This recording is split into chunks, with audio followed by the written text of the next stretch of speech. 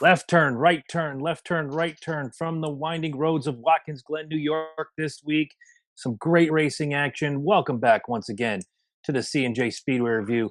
My name is Chris Burns, and the guy who seems to be getting his paycheck from Hendrick Motorsports, sporting the gear, his name is Corey Huffnagel. Corey, how we doing? Doing pretty great. I am on vacation this week, which I'm very happy. And so far, it's been going great. And me and Chelsea are getting together. We are going down to Hall this weekend, starting tomorrow. And by the way, Chelsea, if you're watching this right now, I just want to say hi and I love you. And yeah, so far, this vacation's going pretty good. A lot of relaxation time, and then next week it's back to the grind. But all in all, we had a really great weekend up at Watkins Glen, especially on Sunday. I was so happy. What an interesting race on Sunday, but let's not get ahead of ourselves. We're going to talk about all of it, everything from Watkins Glen, the week that's going to be at Michigan and Mid-Ohio. But we would be remiss if we didn't bring out the big story.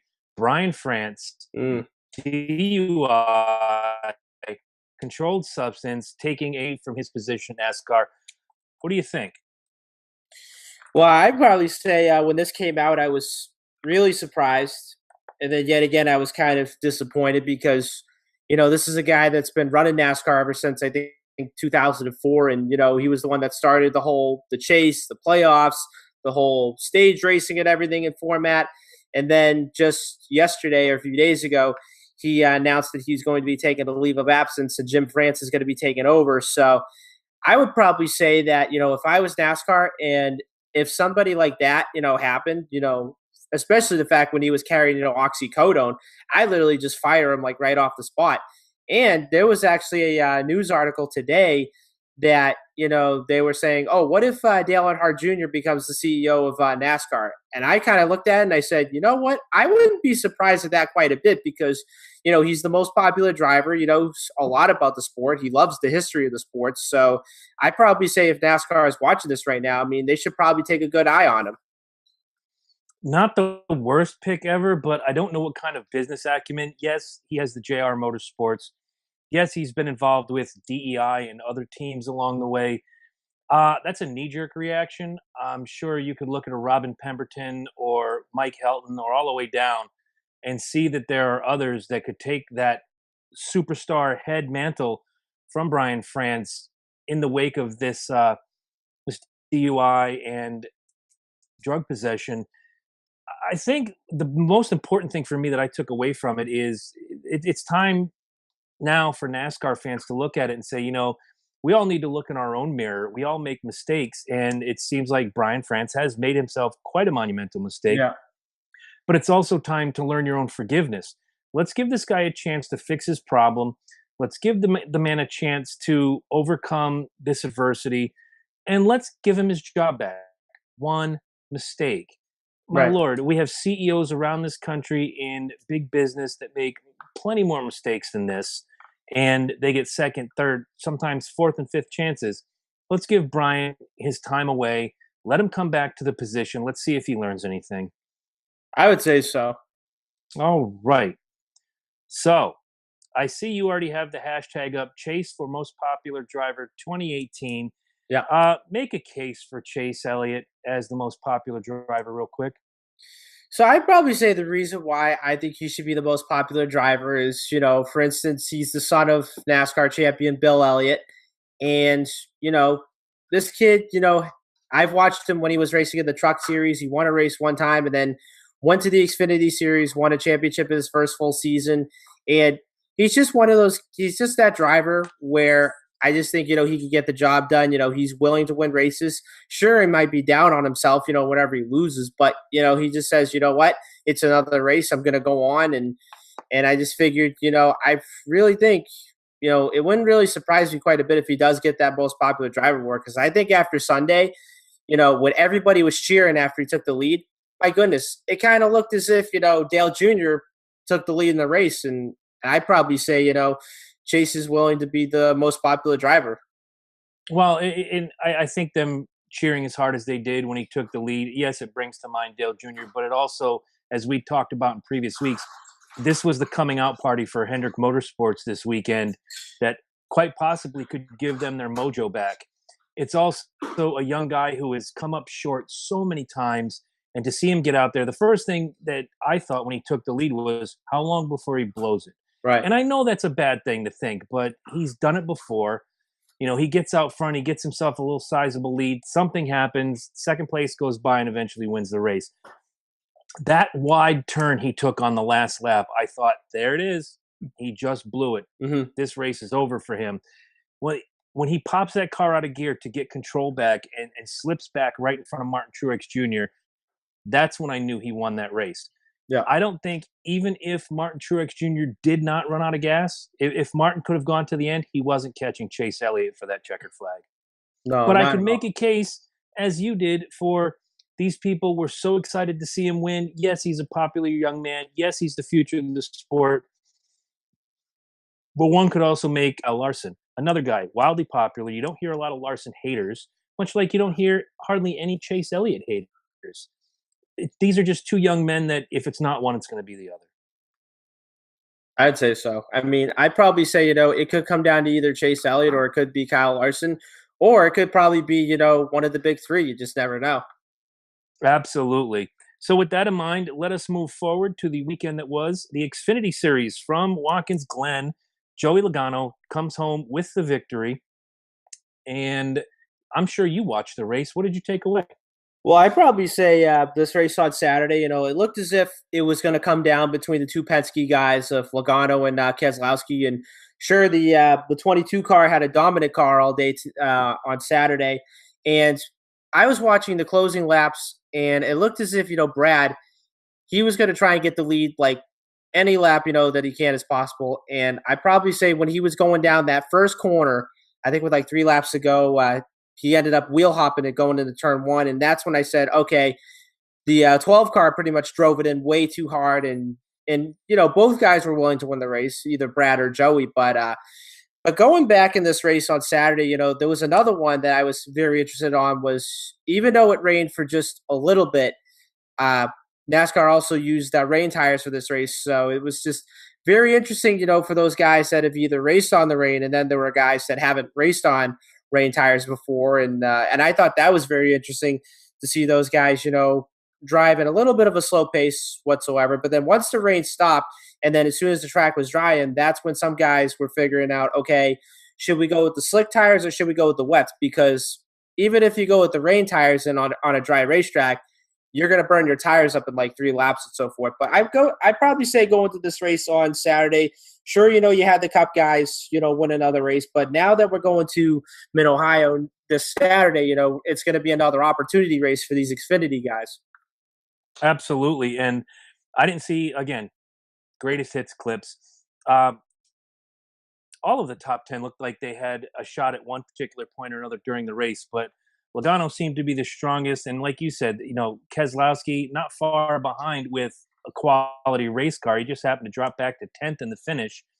A great race all around. And you see some of these guys that don't have as much experience as a Logano, an Allmendinger, or even a Keselowski coming home in that top 10 and wheeling the snot out of that car, making it look easy. And real quick, let's break down the finishing order at the Zippo 200. Once again, Joey Logano came in first, AJ Allmendinger second, Justin Allgaier third, Ryan Preece fourth, Eric Almirola fifth, Cole Custer sixth, Brandon Jones seven, Ryan Reed eight, Christopher Bell ninth, and 10th belongs to Brad Keselowski. Your other notables: Elliott Sadler 12th, Austin Cindric 13, Kaz Gralla 15, Daniel Hemrick 16. Going down the list to see Ross Chastain in 20th, Austin Dillon in 25th, Matt Tifft with a disappointing 37th place finish, and Justin Haley right behind him in 38th. Um, I have to say that if I'm to pick a happy and a sad, my happy would go to Ryan Preece. Not, from what I understand, not a lot of real road course experience, but he wheeled that thing into a fourth place finish, and for him, that was huge. He is going to be a player on this circuit as soon as they give him a full-time ride. My sad would have to go to Matt Tifft in 37th. Doesn't do himself any favors. He drops below Austin Cindric in the point standings, which is not a bad thing. But when you consider on the Xfinity Series, it's 12 drivers that make it in. His cushion between 10 and 12 still pretty sizable. but it didn't do him any favors coming out of this race. Yeah, I'd probably say for me, my happy for this weekend would definitely have to go to AJ Allmendinger. I mean, had a really good car on Saturday. Looked as if he was going to win the race, but he ends up pulling off a runner-up place finish for GMS. So pretty happy about that. And then my sad would definitely have to go to Justin Haley because I really thought I was going to see a lot more out of the 24 car, and I ends up getting in a crash with Matt Tifft. I think probably near the end of stage 2 or something like that. But yeah, disappointing run for that 24. Yeah, that poor kid. And again, when you look at the strides that Justin Haley's made on both the Truck Series and in the Xfinity Series, here's a kid that's going to make waves someday. And for that 38th place finish, not the best weekend for him. No. So here are your points coming out of Watkins Glen. Christopher Bell retains the lead, 737 with 4 wins. Cole Custer second with 715. Daniel Hemrick third with 714. Elliott Sadler drops to fourth with 711. Those 3 spots separated by 4 points is making this real exciting. And when you talk about number 5, Justin Allgaier, with 700 points and 2 wins, this is going to be real exciting coming down to the wire. And I'm going to ask you a question about those 5 in just a minute. All right. Brandon Jones, 6th with 609. Tyler Reddick, 7th, 595 with 1 win. Ryan Truex, 8th, 556. Austin Cindric, 9th with 508. And Matt Tifft rounds out the top 10 with 505. Ryan Reed, 11th with 487. And Ross Chastain is your 12th place driver with 426. We've already kind of established that this is going to be our championship 12, but let's look at the top 5 real quick. The difference between 1st and 5th is only 37 points. Are we seeing our championship 4 within these 5 guys? And if so, who are those 4? Yeah, I really think if you look at the 5-point standings right here, I think it's going to be I think it's going to look as if it's going to be the championship 4 going down the Homestead because I look at it, Christopher Bell is going to be the odds-on favorite, and then of course I look at Cole Custer. I mean, he's had some really good runs the last couple of weeks, and then Daniel Hemrick. Really expect to see a lot out of that 21 car, and then of course Elliott Sadler. Has been decent, but then yet again, hasn't been contending near the front. So I probably say this is literally going to shape up to be the championship 4 in November. Which one would you take out of the mix? All right, so if I had to take one, I'm going to have to go with Bell. Wait a minute, you're saying Bell's not going to be in the championship 4? Oh, actually, let me rephrase that. Sure. Let me rephrase that. I'm probably going to say it's going to be Sadler this year. That's going to be bounced out. Yeah. See, interesting. I had Hemrick only because Elliott Sadler, again, I'm trying to remember what I said. It's, oh, cripes, help me out here. It has to do with all of his experience. He's going to find a way to build up some points. You have Justin Allgaier right behind, and he's got 2 wins. So automatically, I would throw Justin Allgaier into that mix. Bell is a lock easily for that championship 4. And I think Custer's got what it takes. Out of those 5, it's the old Sesame Street song. Which of these kids are not like the other? As I look at those 5, sorry, I as much as I like the kid, Daniel Hemrick is the odd man out. Yeah. All right, so on to the picks, which again, this week, it's a Corey show. I just work here. Corey had Austin Cindric as his lock. He finished 13th. He had Kaz Gralla as his sleeper. He finished 15th. That's a total of 28. You divide that in half, your average finish for the week was 14th. I, on the other hand, had Kyle Larson as my lock, 27th. I had Elliott Sadler as my sleeper. He finished 12th.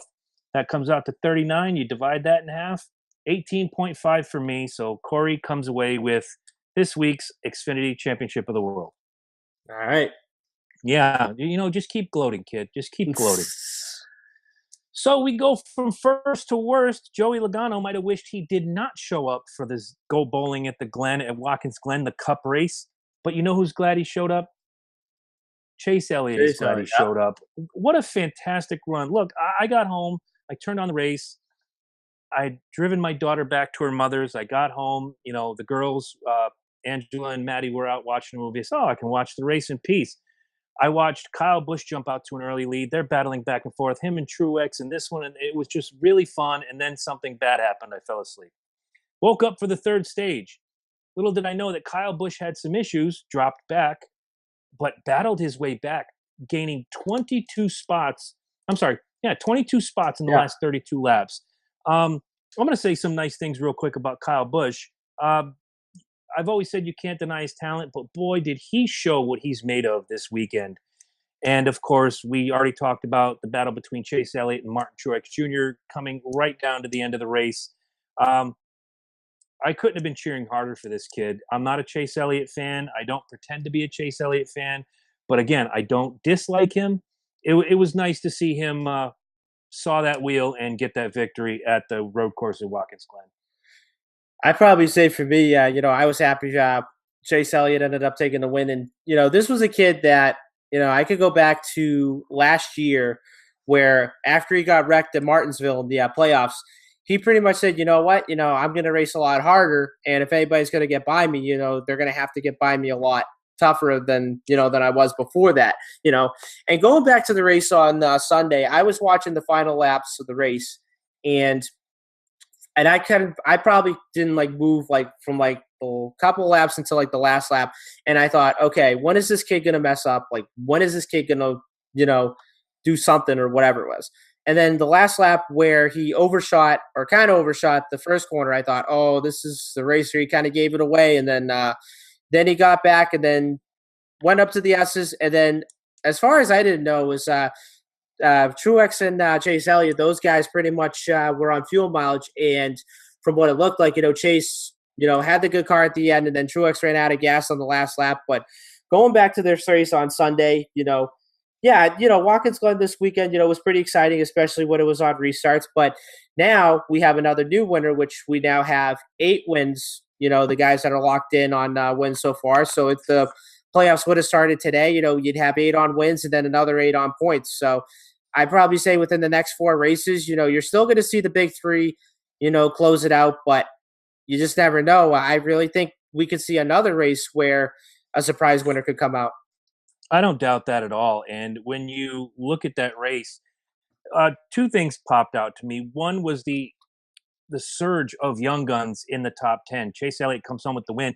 Daniel Suarez is in the top 10. Eric Jones is in the top 10. William Byron found his way into the top 10 to finish that race. The youth of NASCAR came out in force during that race.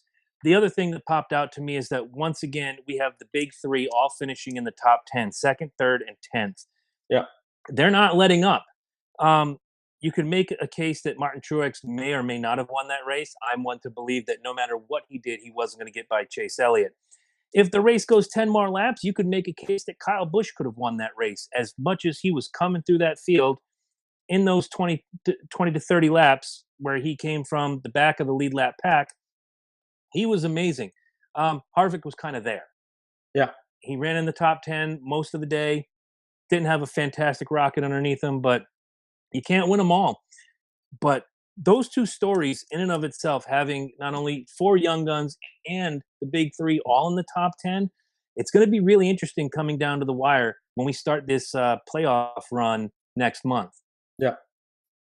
So let's go over the results. We'll go over the points, and then we'll see how bad Chris got his butt handed to him again in the pick section. Once again, Chase Elliott comes home first, Martin Truex second, Kyle Busch third, Daniel Suarez fourth, Eric Jones fifth, Kyle Larson sixth, Jamie McMurray seventh, William Byron eighth, Kurt Busch comes home ninth, and Kevin Harvick rounds out your top 10. Other notables, you have Ryan Blaney coming home in 12th, Alex the Showman Bowman in 14th, AJ Allmendinger 15th. A disappointing day for Brad Keselowski in 17th. Going down the list, Eric Almirola 22nd, Austin Dillon 27th, Jimmy Johnson 30th, and Joey Logano with the most unfortunate day of all, dead last in 37th. Give me a happy and give me a sad out of the Glen. All right, so I'd probably say my happy for this weekend would have to go to William Byron. Top 10 finish for that 24 car. Did a phenomenal job this weekend at Watkins Glen. My sad would definitely have to go to Joey Logano. I mean, and this was probably the unusual way of getting yourself out of the race early. And oh my God, was that bad? Well, because what happened was they got damaged early in the race. So then Todd Gordon pretty much decides, okay, why don't we take the car to the garage and we can get it fixed? So they take the car to the garage, and what Todd Gordon didn't really know, and he probably should know because it's in the rule book, is the official came up to them and said, "Okay, you pretty much violated the crash policy rule, so you guys are officially ruled out of the race." So, and I pretty much thought, you know, of course, that crash policy rule is there, and then once you're in the garage, I mean, that's it. You're pretty much done for the race and so forth. I mean, even if you're on pit road, they could have fixed the car, but then yet again, you're on the 6 minute clock or 5 minute clock, whatever they have and so forth. But yeah, disappointing run for the 22, and really want to see a lot more good runs before we get to the playoffs. I wanted to give him my sad this week, but again, that would for me that would indicate that Joey Logano did something wrong. This Yeah, goes right back, like you said, to Todd Gordon, who should know the rules inside now. The car was drivable. He right. made Todd Gordon's been at this a long time. Todd Gordon made a rookie mistake that unfortunately Joey Logano is going to have to pay for going forward. So I didn't give him my sad. I gave my sad this week to Austin Dillon. Yes, Austin, you're locked into the playoffs. Yes, you have your spot, but you are not making any case for yourself as an elite driver with all of these bad finishes that you've been having over the last stretch of, say, 2 months. Since Hmm. Daytona, it's been an up and down. It's like watching a heartbeat on an EKG monitor. Yeah. If you want to be elite, you got to get out there and run elite. I'm starting to believe that maybe, and I know he had the dust up with Eric Almirola at Daytona, and he goes on to win the race, and Bubba Wallace comes in second. I'm likely to believe that Austin's win was more luck than it was skill at Daytona. That's just me looking at his results since Daytona, and the same could be said of Bubba Wallace. Yes, you had your second place finish at Daytona, but what have you done for me lately? What have you Right. done for the 43 Nation lately? And the same goes for Austin Dillon. You're not doing that three car or RCR any favors for reputation when you're out there basically filling field. So, Austin Dillon, you're my sad. Uh, there's no other choice for me this week for the happy. It's a road course.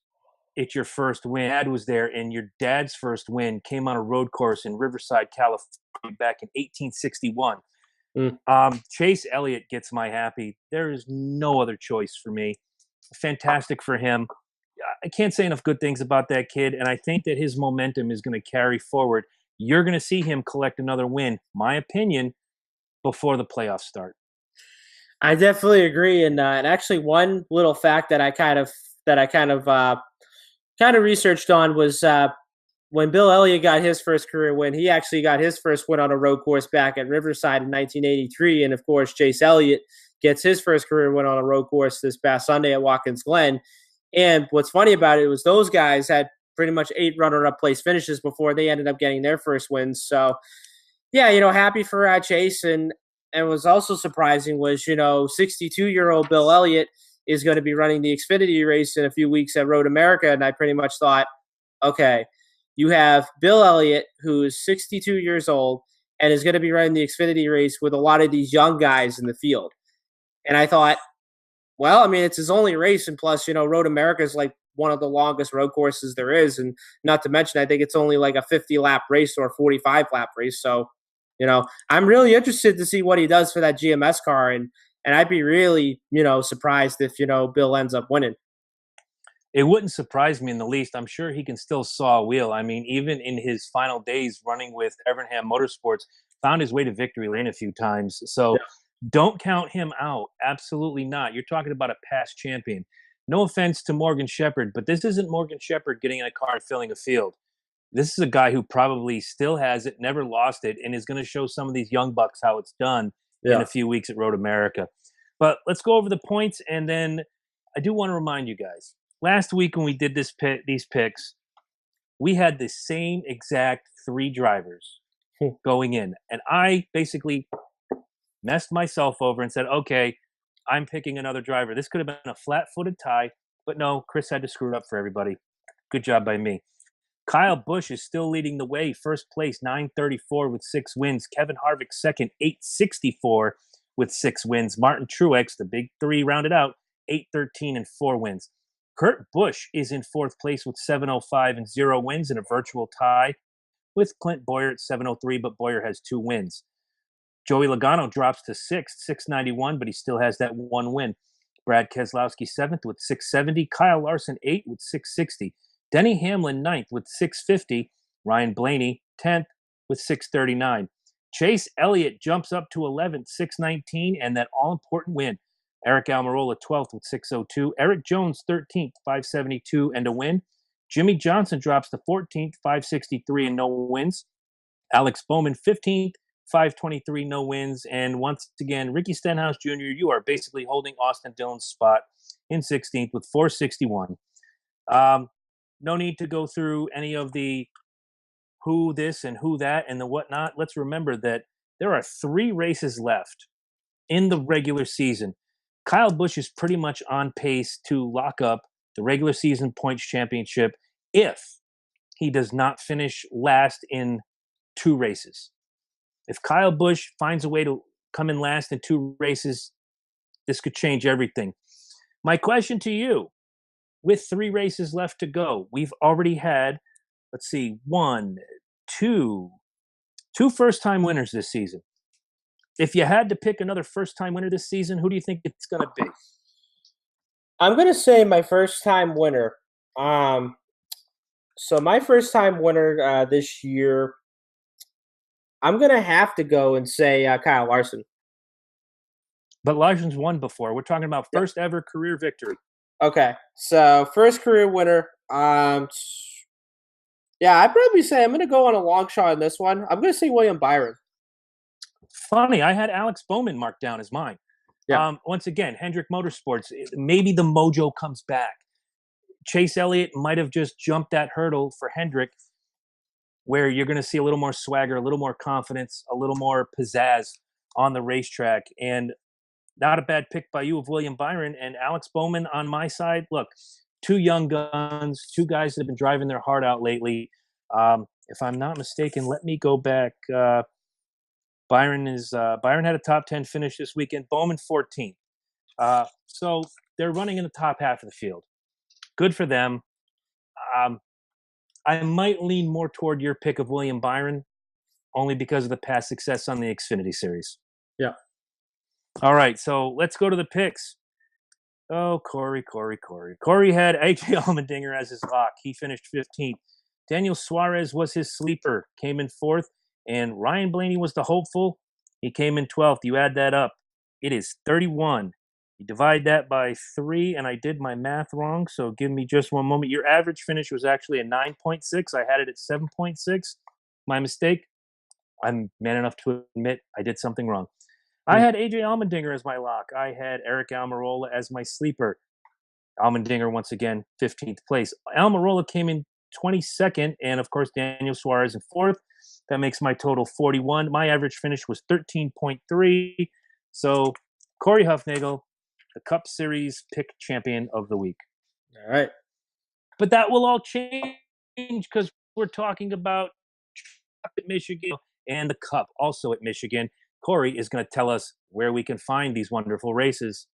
All right, so I'm going to start off with the first race of the weekend, which will be the Truck Series at Michigan. It's going to be 1 o'clock Eastern Time on FS1. And, of course, Motor Racing Network, which is MRN. The voice of NASCAR. Which is Sirius XM satellite radio, channel 90. So looking down on the list in the entry list for the truck race this weekend. So I don't see any Cup guys running this weekend. So I'm going to read the entry list down. So I'm going to say, Cody Coughlin's in the 2 truck. You have Jordan Anderson, Todd Gilliland, John Hunter Nemechek is in the 8 truck this week.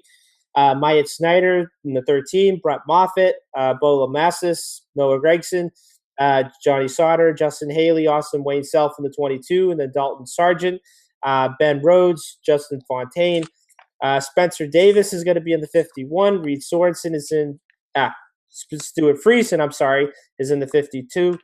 Let's see. Then Joe Nemechek, Matt Crafton, and Grant Enfinger. Okay. All right. So I'm going to start off.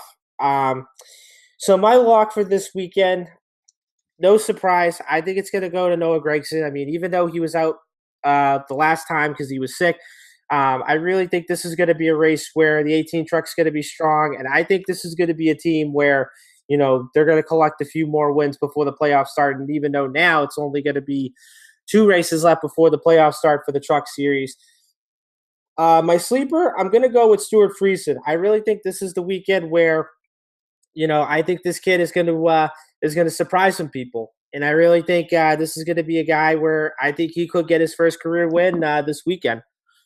Fantastic. My lock, I had to look back.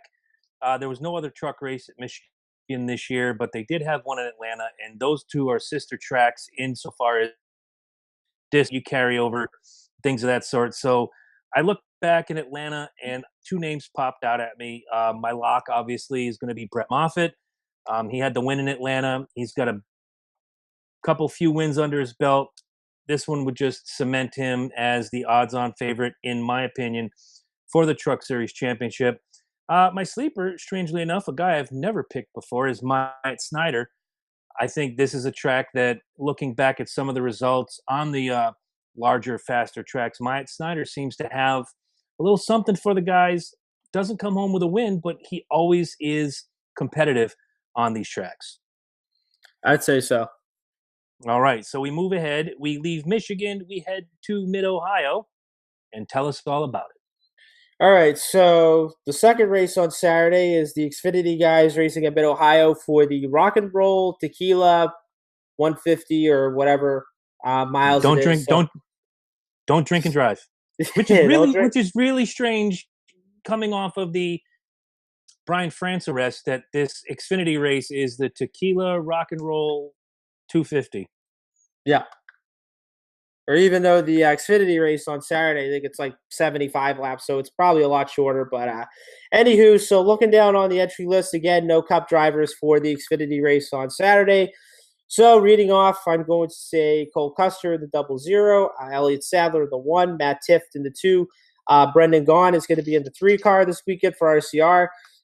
There you have Ross Chastain, Michael Annett, Justin Allgaier, Tyler Reddick, Ryan Truex. Catherine Legg is going to be making her Xfinity debut in the 15 car. And then, let's see, Ryan Reed, Kyle Benjamin in the 18, Brandon Jones, Christopher Bell, Daniel Hemrick, Austin Cindric will be in the 22, Spencer Gallagher, Alex LeBay, J.J. Yaley, Ryan Sieg, Chad Fincham, Justin Marks in the 42, Josh Bilicki, Jeremy Clements, Chase Briscoe will be in the 60, Kaz Gralla, Stephen Light, Tommy Joe Martins, Andy Lally, Morgan Shepherd, and Jeff Green.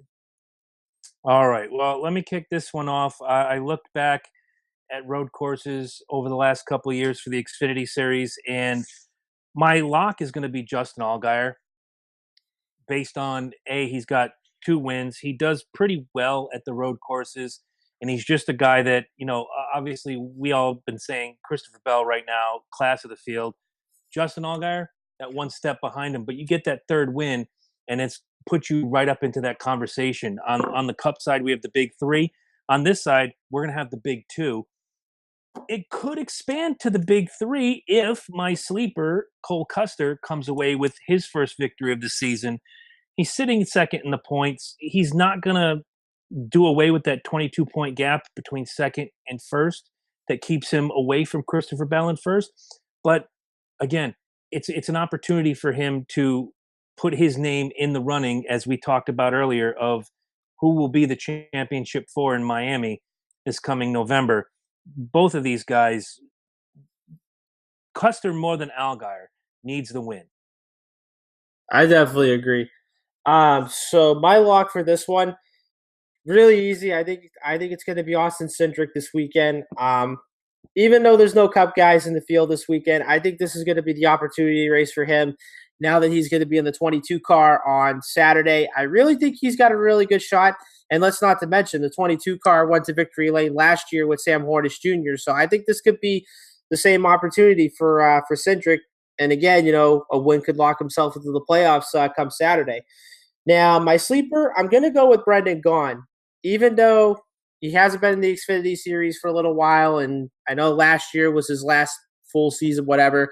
The one thing that I haven't really figured out, or the one thing I didn't really know was Gaughan's a really good road racer, and I think he's done like other racing series where he's raced on road courses before, and from what my mistaken, or correct me if I'm wrong, but the last time that Gone won on the road course was back at Road America back in 2014 when he was driving the 62 car. So I really think, Gone, he's going to be a one to watch on Saturday, and I'm really excited to see what he could do in that 3 car.